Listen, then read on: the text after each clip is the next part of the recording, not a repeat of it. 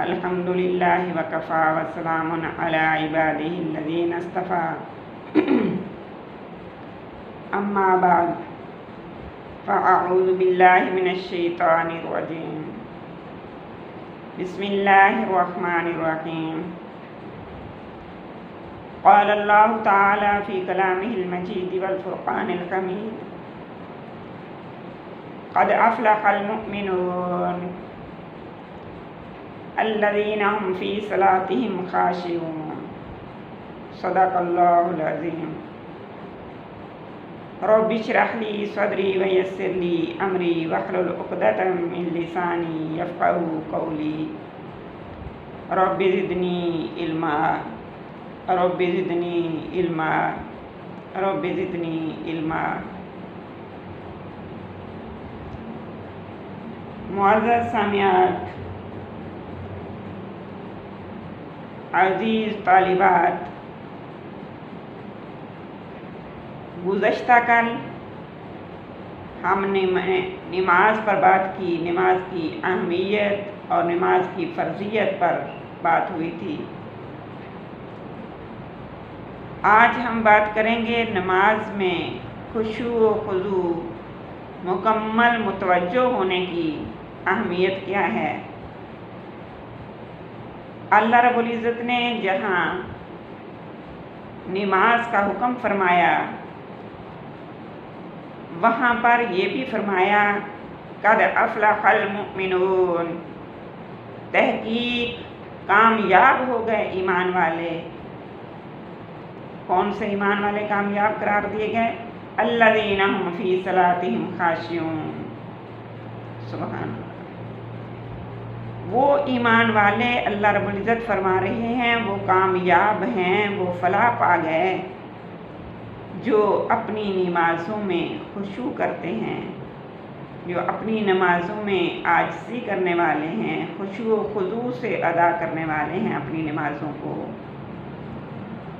وہ ایمان والے اللہ کی نظر میں جن کو اللہ نے کامیاب ایمان والے قرار دیا ہے وہ ہیں۔ آقا انعامدار پیارے پیغمبر جناب محمد مصطفیٰ صلی اللہ علیہ وسلم نے بھی یوں فرمایا۔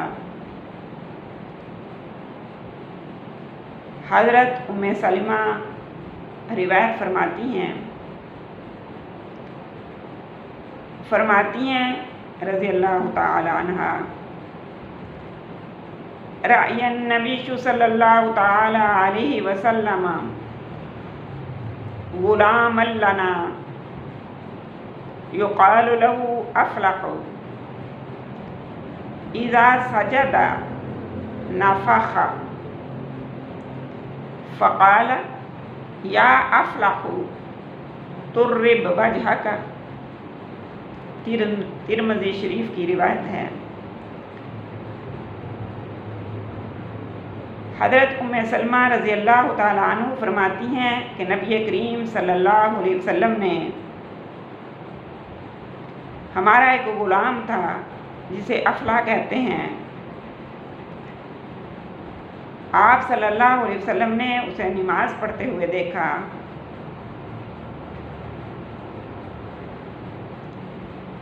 جب وہ سجدہ کرتا یعنی سجدے میں جاتا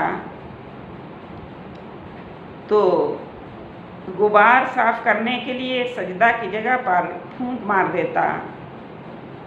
اذا سجد نفخ، جب وہ سجدہ کرتا تو وہ پھونک مارتا، مٹی اڑا دیتا۔ نبی کریم صلی اللہ علیہ وسلم نے یہ دیکھا تو آپ صلی اللہ علیہ وسلم نے دیکھ کر فرمایا کہ افلاح اپنے چہرے کو ترب وجہ کا، اپنے چہرے کو مٹی میں ملا دو۔ معلوم ہوا کہ جناب محمد صلی اللہ علیہ وسلم نے مٹی کو پھونک مار کر اڑانے سے منع فرمایا۔ معزز سامعات، جس طرح میں پہلے بھی ذکر کر چکی ہوں کہ نماز سب عبادتوں سے بڑی عبادت ہے۔ دائرہ اسلام میں داخل ہونے کے بعد سب سے پہلے جس چیز کا حکم دیا گیا، جس چیز کی تاکید فرمائی گئی، سب سے پہلے جس چیز کی تاکید فرمائی گئی دنیا میں، اور مرنے کے بعد سب سے پہلے جس چیز کا سوال ہوگا وہ نماز ہے۔ وجہ اس کی یہ ہے کہ اس میں انسان اپنے رب کریم کے حضور میں اپنی ذات کو مکمل ملیا میٹ کر کے پیش کر دیتا ہے۔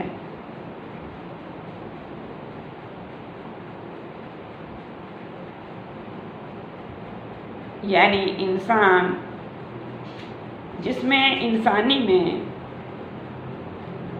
انسانی جسم کے اندر سب سے زیادہ معزز عضو ہے سر، اس کو سب سے زیادہ ذلیل عنصر، یعنی سب سے زیادہ اس کو کم تر عنصر زمین پر رکھ دینا ہے۔ سجدہ میں سر رکھ دینا اظہار عجز و انکساری کی انتہا ہے۔ اپنی عاجزی ظاہر کرنے کے لیے انسان کے پاس اس سے بڑھ کر اور کوئی ذریعہ نہیں۔ یاد رکھیے، جبکہ نماز اظہار عبودیت کے لیے ہے اور سراپا عجز و نیاز ہے، اور بندگی ہی بندگی ہے، تو اس میں یہ کوشش کرنا کہ سجدہ میں جائیں تو ماتھے پر مٹی نہ لگے یا ناک پر مٹی نہ لگے، یہ کیسے مناسب ہو سکتا ہے؟ جب سر مٹی پر رکھنا ہی ٹھہرا تو خاک، دھول اور گرد و غبار صاف کرنا بے معنی ہے، بلکہ ماتھے میں مٹی لگ جانا عجز و نیاز کے لیے، عاجزی انکساری کے لیے زیادہ موزوں ہے۔ اسی لیے تو جناب محمد مصطفیٰ صلی اللہ علیہ وسلم سرور عالم نے حضرت افلاح، جن کے بارے میں امی ام سلمہ فرما رہی ہیں کہ وہ ہمارا غلام تھا، اس کو آپ فرما رہی ہیں کہ اپنے چہرہ کو مٹی میں ملا دو۔ نماز، یاد رکھیے، نماز خودی کو مٹانے کا لیے ہے، اپنی ہستی کو مٹانے کا نام نماز ہے، تکبر کو توڑنے کے لیے ہے، نفس کے غرور و تمکنت کو دبانے کے لیے ہے، اور یہ بھی دھیان رہے کہ ہم نے اپنے آپ کو کس کے حضور میں پیش کیا، اور جس ذات کے حضور میں ہم پیش ہو رہے ہیں اس کے سامنے ہماری کوئی شان، کوئی عزت، کوئی غرور، کوئی فخر، کوئی کچھ بھی نہیں، سب کچھ ملیا میٹ ہے۔ اور اگر نماز میں کھڑے تو ہو گئے، نماز کا ٹائم ہوا، وضو بنایا، نماز کے لیے کھڑے ہو گئے، اور نماز میں یہ دھیان رہا کہ کپڑوں میں سلوٹیں نہ پڑ جائیں اور ماتھے پہ مٹی نہ لگ جائے، تو آپ خود سوچئے کہ نماز میں دھیان کہاں رہتا ہے؟ اللہ کی طرف دھیان کہاں رہا؟ نماز تو رب العالمین جل مجدہ کی عظمت دل میں بسانے کے لیے ہے۔ جب رب اکبر کی بڑائی سامنے آتی ہے تو اپنی شان بالکل ہیچ معلوم ہوتی ہے۔ اللہ رب العزت کے رسول جناب محمد مصطفیٰ صلی اللہ علیہ وسلم نے اپنی زبان اطہر سے فرمایا کہ ہر وہ چیز جس سے نماز میں انسان کا دل بٹے وہ ہر چیز مکروہ ہے۔ خدائے پاک کی طرف سے دھیان بٹ کر کسی مخلوق میں دل الجھتا ہو مکروہ قرار دی۔ نمازی کے سامنے دیوار یا مصلی پر نقش و نگار ہونا، بدن یا اپنے ہی کپڑوں سے کھیلنا، یہ سب مکروہ ہے۔ پوری طرح متوجہ ہو کر نماز پڑھنا، کوشش کرنا کہ نماز سے باہر خیال ہی نہ جائے، یہ نماز میں خشوع ہے۔ اور میری معزز سامعات، خشوع کا سب سے بڑا مرتبہ کیا ہے؟ خشوع کا سب سے بڑا مرتبہ تو ہے کہ اس طرح نماز پڑھی جائے۔ اللہ کے رسول صلی اللہ علیہ وسلم کا فرمان اطہر ہے، کأنک تراہ، گویا یوں نماز پڑھو گویا کہ تم اللہ کو سامنے دیکھ رہے ہو۔ پھر ساتھ ہی فرما دیا فَإِن لَمْ تَكُنْ تَرَاهُ فَإِنَّهُ يَرَاكَ، اگر تمہاری یہ کیفیت تمہیں حاصل نہ ہو سکے کہ تم اللہ کو دیکھ رہے ہو تو سنو، یہ خیال کرتے ہوئے نماز پڑھو کہ اللہ تعالی ہم کو دیکھ رہا ہے۔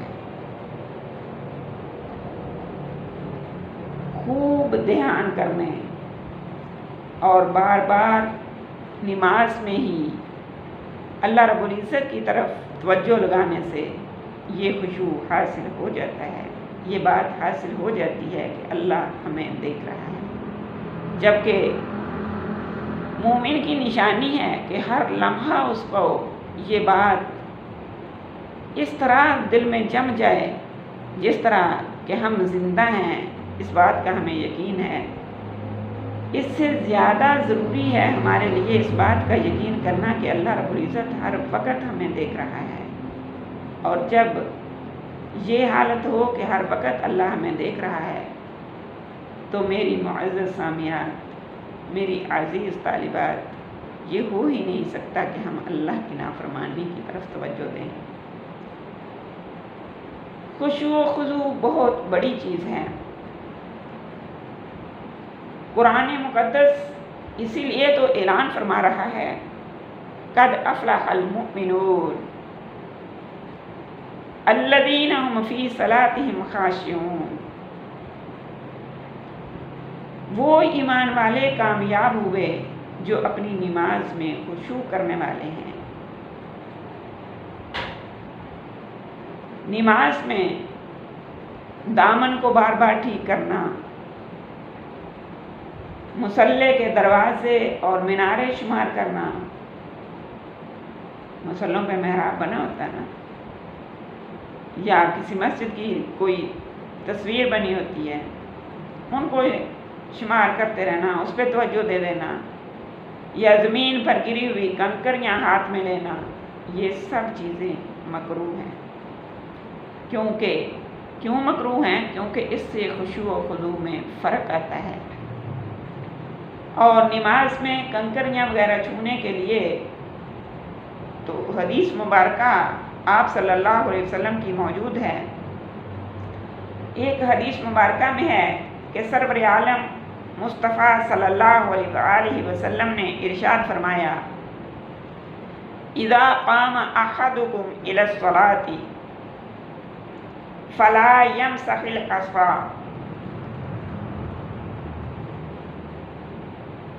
فإن الرحمة تواجهه،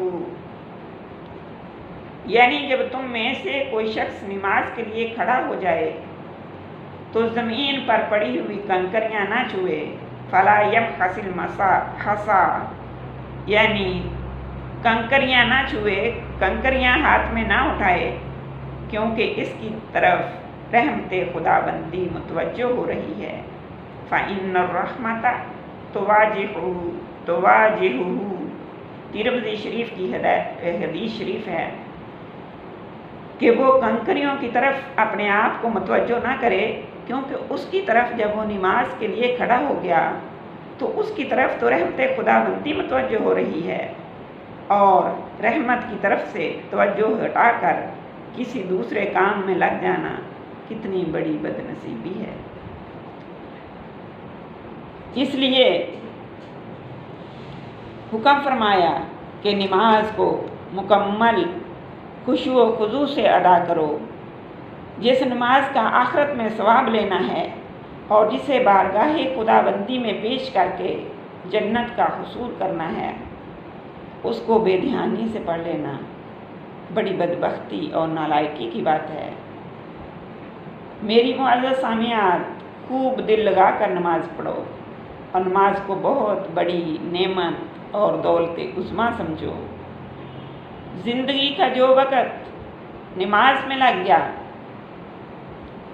ہماری زندگی کا جو وقت نماز میں لگ گیا، وہی وقت قیمتی اور انمول ہو گیا، اور زندگی کا یہ حصہ جس کو ہم نے عبادت الہی میں گزار دیا، وہی حصہ زندگی کا زندگی کہلانے کے قابل ہو گیا۔ یہی مومن کی شان ہے کہ خوب خشوع و خضوع سے، مستعدی سے، دنیا کے جھمیلوں سے دل کو فارغ کر کے نماز پڑھے۔ اب ایک بندہ ہے، وہ وضو بھی کرتا ہے، نماز کے ٹائم میں نماز بھی پڑھتا ہے، مصلی پہ کھڑا بھی ہو جاتا ہے، لیکن اس کی نماز کو اللہ رب العزت نے منافق کی نماز قرار دے دیا۔ نعوذ باللہ، اللہم لا تجعلنا منہم۔ اللہ رب العزت ہمیں ایسے نمازی نہ بنائے۔ اللہ رب العزت فرما رہے ہیں منافق کی نماز کیسی ہوتی ہے۔ آئیے میں آپ کو بتاتا ہوں۔ اللہ فرما رہے ہیں میں بتاتا ہوں کہ منافق کی نماز کیسی ہوتی ہے۔ قرآن مجید میں منافقوں کا حال بیان کرتے ہوئے اللہ رب العزت ارشاد فرما رہے ہیں وَإِذَا قَامُوا إِلَى الصَّلَاةِ قَامُوا كُسَالَىٰ وَإِذَا قَامُوا إِلَى الصَّلَاةِ قَامُوا كُسَالَىٰ، یعنی جب نماز کے لیے کھڑے ہوتے ہیں تو سستی کی حالت میں کھڑے ہوتے ہیں، اور نماز میں سستی سے پڑھنے، سستی کی حالت میں کھڑے ہونے کو اللہ رب العزت نے منافق قرار دیا ہے، کھڑے ہونے والوں کو، اور ایسی نماز کو منافق کی نماز قرار دیا ہے۔ نماز پڑھتے وقت یاد رکھیے، نماز پڑھتے وقت طبیعت پر بوجھ ہو، جسم پر سستی اور کاہلی سوار ہونا، یہ مومن کی شان نہیں ہے۔ نماز خشوع و خضوع اور سکون اور اطمینان کے ساتھ پڑھنی چاہیے۔ نماز پڑھنے والوں کے ثواب میں حدیث مبارکہ ہے کہ کمی بیشی آتی ہے، کمی بیشی ہوتی ہے، یعنی توجہ کے حساب سے۔ نبی کریم صلی اللہ علیہ وسلم نے ارشاد فرمایا ان الرجل لینصرف وما کتب له الا عشر صلاته تسعها ثمنها سبعها سدسها خمسها ربعها ثلثها نصفها، یعنی انسان نماز سے فارغ ہوتا ہے، حالانکہ نماز کا ثواب مختلف لکھا جاتا ہے۔ ثواب کا 10واں حصہ، ثواب کا 9واں حصہ، یا 8واں حصہ، یا 7واں حصہ، یا 6واں حصہ، یا 5واں حصہ، یا 1/4 حصہ، یا 1/3 حصہ، یا آدھا حصہ لکھا جاتا ہے۔ یہ سنن ابو داؤد کی روایت ہے۔ یعنی جس درجہ کا خشوع اور اخلاص ہوگا اور سنتوں کی رعایت نماز میں ہوتی ہے، اسی قدر اجر و ثواب ہے۔ کسی کو 1/3، کسی کو 1/4، کسی کو اور کم و بیش ثواب ملتا ہے۔ یعنی معلوم ہوا کہ جتنے خشوع و خضوع ہوگا اسی کے مطابق ہمارا ثواب میں کمی بیشی ہوتی جائے گی۔ اللہ رب العزت ہمیں پورے اجر و ثواب والی نماز پڑھنے والا بنائے، جس میں ہم مکمل خشوع و خضوع سے ہم اسے ادا کریں اور صحیح معنوں میں جس کو اللہ رب العزت پسند فرمائے وہ نماز کی ہمیں اللہ رب العزت بنائے۔ اسی طرح آقا فرما رہے ہیں کہ نماز میں ادھر ادھر جھومنے کی بھی اجازت نہیں۔ بعض لوگ نماز شروع کر لیتے ہیں، ایک پاؤں پہ سارا بوجھ ڈال دیا، پھر دوسری ٹانگ پہ پورا بوجھ ڈال دیا۔ ان حرکتوں سے بھی نماز میں ایسی حرکتیں کرنے سے بھی سختی سے ممانعت ہے۔ رکوع پورا نہ کرنا، سجدہ پورا نہ کرنا، اللہ کے رسول صلی اللہ علیہ وسلم نے اس کو نماز کی چوری قرار دیا۔ حضرت ابی قتادہ روایت فرماتے ہیں رضی اللہ تعالی عنہ، قال قال رسول اللہ صلی اللہ تعالی علیہ وسلم،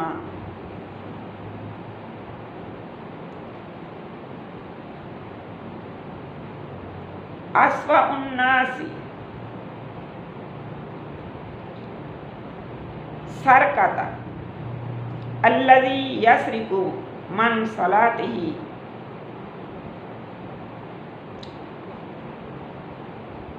اسوأ الناس سرقۃ الذی یسرق من صلاتہ۔ اللہ کے رسول صلی اللہ علیہ وسلم فرما رہے ہیں سب سے برا چور وہ ہے جو اپنی نماز سے چوری کرتا ہے۔ قالوا یا رسول اللہ صلی اللہ علیہ وآلہ وسلم وکیف یسرق من صلاتہ۔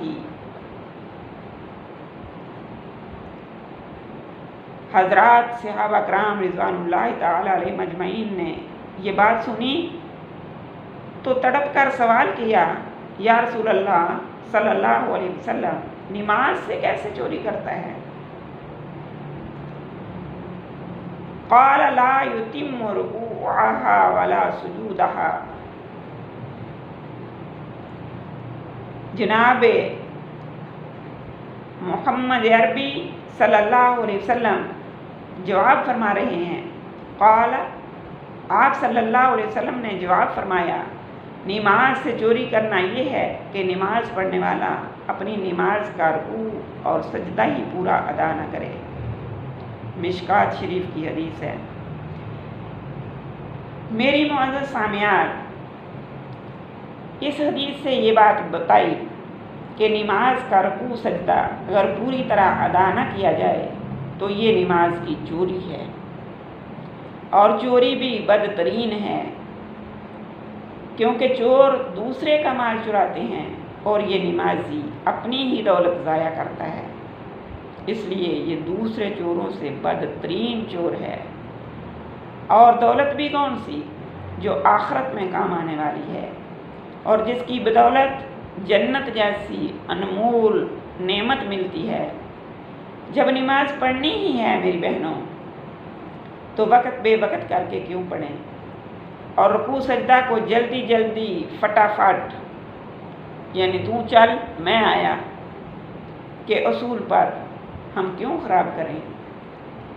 جب بھی نماز پڑھو اطمینان سے پڑھو، رکوع میں جاؤ تسلی سے اطمینان سے رکوع کرو۔ رکوع کی تسبیح سبحان ربی العظیم کم از کم 3 بار ضرور پڑھو، نہیں تو 5 بار 7 بار اگر آپ کے پاس اتنا ٹائم ہے۔ ٹائم تو خیر ہوتا ہی ہے، بس نماز کے لیے کم ٹائم ہوتا ہے۔ تو اللہ کے رسول نے فرمایا جتنی بھی ہو سکے زیادہ مرتبہ پڑھو، اور اچھا ہے پھر سمیع اللہ لمن حمدہ کہتے ہوئے رکوع سے اٹھ کر کھڑے ہو جاؤ، اور کھڑے کھڑے ربنا لک الحمد کہو۔ پھر سجدہ میں جا کر اطمینان سے سجدہ کرو، پوری تسلی سے، پورے خشوع و خضوع سے سجدہ کرو، کیونکہ سجدہ میں انسان کے تصور میں یہ ہونا چاہیے کہ میں نے اپنا سر اللہ رب العزت کے قدموں میں رکھ دیا۔ جیسا کہ میں پہلے ذکر کر چکی ہوں کہ نماز سے زیادہ، اور نماز میں پھر سجدہ کی حالت سے زیادہ عاجزی والا کوئی عنصر نہیں۔ جب انسان اپنا سر زمین پر، اور جب زمین پر رکھے تو تصور میں ہو کہ میں نے اللہ رب العزت کے قدموں میں سر رکھ دیا، اور جس نے اللہ کے قدموں میں سر رکھ دیا اور اللہ نے اس کو توفیق دے دی، اس سے بڑا خوش نصیب کون ہے۔ سجدہ کی تسبیح بھی اسی طرح 3 بار لازمی پڑھو، سبحان ربی الاعلیٰ، ہو سکے تو 5 بار 7 بار ضرور پڑھو، یہ اچھا ہے۔ پھر سجدہ سے اٹھ کر بیٹھ جاؤ، اطمینان سے بیٹھ جانے کے بعد یعنی تمام اعضاء اپنی اپنی جگہ پہ درست حالت میں بیٹھ جائیں، یہ نہیں کہ پوری اٹھی بھی نہیں اور دوسرا سجدہ کر لیا، تو پھر دوسرے سجدے میں جاؤ جب تمام اعضاء اپنی اپنی جگہ پہ ٹک جائیں، اور دوسرا سجدہ بھی اطمینان سے ادا کرو جیسا کہ اوپر ذکر ہوا ہے۔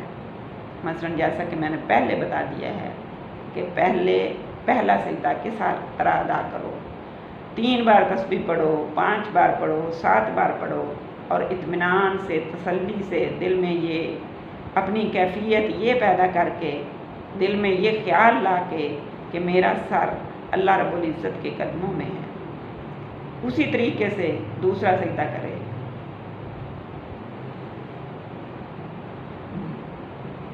اللہ رب العزت سے ڈرتے ہوئے بات کر رہی ہوں کہ بعض نمازی ایسی نماز پڑھتے ہیں جن کے لیے ان کی نماز بد دعا کرتی ہے۔ اللہم لا تجعلنا منہم۔ اللہ رب العزت ہمیں ایسے نمازی نہ بنائے۔ روایات میں ہے کہ جو شخص نماز کو بے وقت کر کے پڑھے، وضو اچھی طرح نہ کرے، نہ اس میں پوری طرح دل لگائے، یعنی توجہ ہی نہ دے، پوری توجہ نہ وضو میں ہے، بس سمجھا کہ نماز کا ٹائم جا رہا ہے، پہلے ادھر ادھر لگے رہے، کاموں میں لگے رہے، باتوں میں لگے رہے، اور جب سمجھا کہ ٹائم گزر رہا ہے جلدی جلدی وضو کیا، کچھ اعضاء خشک کچھ گیلے، اور جا کر مصلے پہ کھڑے ہو گئے، نہ رکوع سجدہ پورا ادا کیا، تو نماز سیاہ صورت میں وہاں سے رخصت ہو جاتی ہے، اور یہ بد دعا دیتی ہوئی جاتی ہے کہ اللہ تجھے ضائع کرے جیسا کہ تو نے مجھے ضائع کیا۔ یہی نہیں، فرمایا پھر وہ نماز پرانے کپڑوں میں لپیٹ کر نماز پڑھنے والوں کے منہ پر مار دی جاتی ہے۔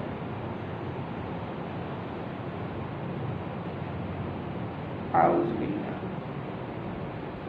اللہ ہمیں اپنی پناہ میں رکھے۔ اللہ تعالی ہم سب کو عبادت کا ذوق شوق عطا فرمائے، کیونکہ اللہ رب العزت نے قرآن مقدس میں فرمایا ہے وَمَا خَلَقْتُ الْإِنسَ وَالْجِنَّ إِلَّا لِيَعْبُدُونِ۔ میں نے انسانوں اور جنوں کو کیوں پیدا کیا؟ فرمایا إِلَّا لِيَعْبُدُونِ،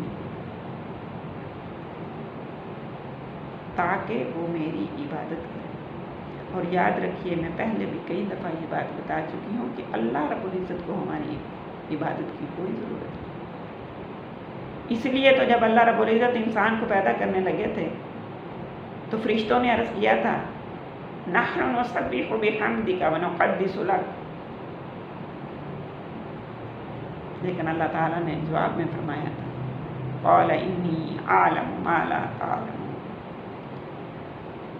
فرشتوں نے کہا تھا ہم تیری تسبیح و تقدیس بیان کرنے کے لیے کافی ہیں، ہم، اور یہ ہے بھی سچ کہ فرشتے ہر وقت صبح و شام، کیونکہ ان کو نہ کھانے کی ضرورت، نہ پینے کی ضرورت، نہ کسی اور حاجت کی ضرورت، وہ ہر لمحہ اللہ رب العزت کی تسبیح و تقدیس میں لگے ہیں، اللہ رب العزت کی حمد و ثنا میں لگے ہیں۔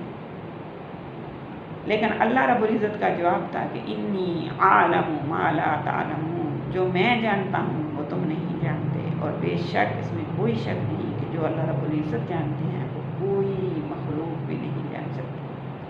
کہ انسان اور جن 2 مخلوقیں اللہ رب العزت نے پیدا فرما کر دنیا میں بھیجی، زمین میں بھیجی، اور ساتھ اعلان فرمایا الا لیعبدون، تاکہ وہ میری عبادت کریں۔ اللہ رب العزت سے دعا ہے کہ اللہ تعالی ہم سب کو عبادت کا صحیح معنوں میں ذوق اور شوق عطا فرمائے، اور نماز کو ہماری آنکھوں کی ٹھنڈک بنائے۔ ہماری نماز کا ٹائم ہو، ہمارے بے سکونی لگ جائے جب تک ہم نماز ادا نہ کریں، کوئی کسی کام میں ہمارا دل نہیں لگنا چاہیے۔ اور میری بہنوں، اپنی اولادوں کو بھی نماز کی تلقین کرو، تاکید کرو، نصیحت کرو، وصیت کرو۔ ضروری نہیں کہ وصیت مرنے والے کی ہی ہوتی ہے، جس نصیحت کو پرزور بار بار کیا جائے، تاکیداً جو بات کی جائے، وہ وصیت ہی ہوتی ہے۔ لہٰذا اور ساتھ ان کے لیے دعا بھی کرو، اپنے لیے دعا بھی کرو۔ جیسے نماز میں بھی یہ دعا ہے، جب ہم نماز پڑھیں گے تو یہ دعا بھی ہوگی نا، رب اجعلنی مقیم الصلاۃ ومن ذریتی ربنا وتقبل دعا۔ سبحان اللہ، کہ میرے رب مجھے بھی نماز پڑھنے والا بنا اور میری اولاد کو بھی نماز پڑھنے والا بنا۔ اے ہمارے رب، تو ہمیں قبول فرما، ہماری دعا کو قبول فرما، آمین۔ اللہ رب العزت عمل کی توفیق عطا فرمائے۔ صدق اللہ العظیم، وما علینا الا البلاغ۔